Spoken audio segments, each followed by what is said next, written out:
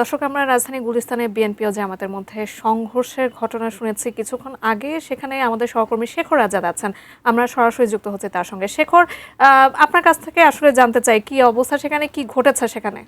পরিস্থিতি স্বাভাবিক হয়েছে কিনা, যান চলাচল স্বাভাবিক হয়েছে কিনা, কারণ ব্যস্ত এলাকা আমরা জানি, সে ব্যস্ত এলাকার এখনকার খবর আপনার কাছ থেকে জানবো।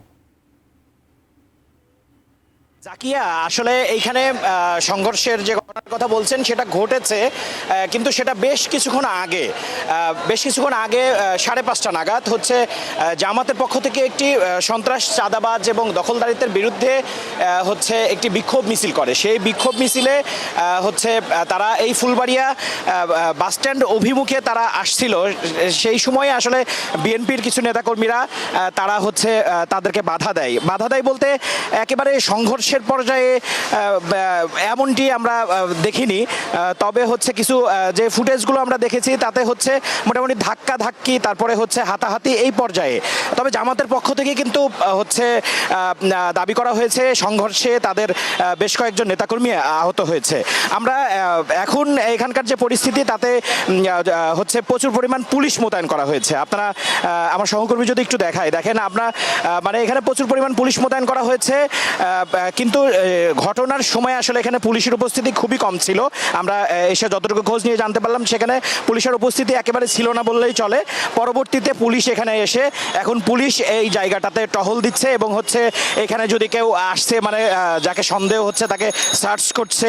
এবং হচ্ছে পুলিশের পক্ষ থেকে আমরা বারবার পুলিশের কাছে বক্তব্য জানতে চাচ্ছি যে আসলে কি ঘটেছিল একটু যদি আমাদেরকে বলতেন, কিন্তু পুলিশ এখনো কোনো বক্তব্য দিতে রাজি হয়নি।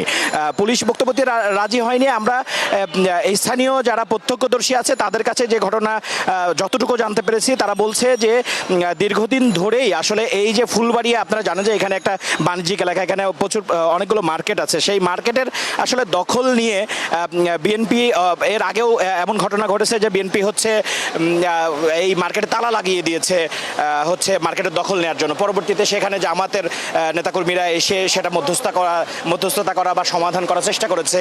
এরকম ঘটনা বেশ কয়েকদিন যাবতই, এটা যেটা জামাতের পক্ষ থেকে বলা হচ্ছে। আমরা জামাতের দক্ষিণ জামাতের প্রচার সম্পাদকের সাথে কথা বলেছি। তিনি বলছেন যে হচ্ছে এই যে দখলদারিত্বের বিরুদ্ধে আমরা দীর্ঘদিন ধরে কথা বলে আসছি। আজকে তাদের একটা কর্মসূচি ছিল, বিক্ষোভ কর্মসূচি। সেই বিক্ষোভ কর্মসূচি শুরু করার পরেই বিএনপির নেতাকর্মী তাদের উপরে হামলা চালায় এবং পরবর্তীতে হচ্ছে তারা আসলে এখন এইখানে বিক্ষোভকারী বা হচ্ছে যাদেরকে বলা হচ্ছে হামলাকারী কেউই এখানে উপস্থিত নাই।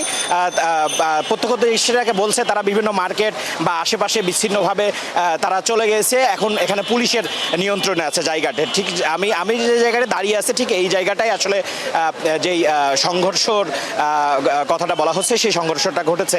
এখন সেই পুরো জায়গাটা আসলে পুলিশের নিয়ন্ত্রণে এবং হচ্ছে এখন এইখানে আর কোনো ঝামেলা নেই। পুলিশের পক্ষ থেকে পুরোপুরি নিয়ন্ত্রণে নিয়ে আসা হয়েছে। আমরা পুলিশের বক্তব্য জানার চেষ্টা করছি।